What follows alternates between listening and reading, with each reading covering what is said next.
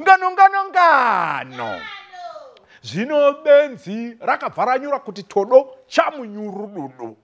Imbwa yakanga yari ruma padumbu yakatsara yadambura chinyama ikachiruma ropa richiyerera. Iyo ndokunanzvira. Vanhu vakambomira vachiti vabone kuti zvino benzi riya ranyura here, rakukurwa nemvura here kana kuti radini. Vakashamisika kuona benzi riya roti kumhiri kwerwizi dzumbunu kubuda. Muenzi akati ariko mhiri ikoko, manye ndiye tote kumira. Akaramba akati ziro. Zvino ashama asisina nechipfuke chose pamuviri wake nokuti zvakanga zvatorwa nemvura. Akazunza mvura iya mwene semha inokapadza. Mazibvudzi ose kuti nyangarara.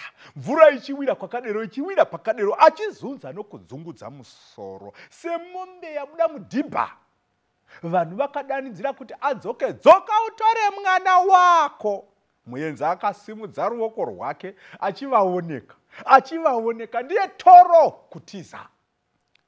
Haana kumbocheuka asi kutomanya akananga kugomo guru reRasa. Vanhu vakaona achipinda mugomo reRasa ndokurasikiramo. Vaimutandanisa vakasara vakangobata miromo yavo. Vaishamisika kuti benzi rapunyuka mudziva reChinyamanyeredzi, dziva rinoyera rine nyeredzi dzinotaima siku nesikati.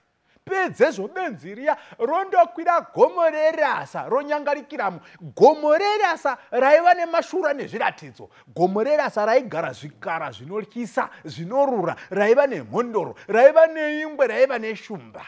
Ngano.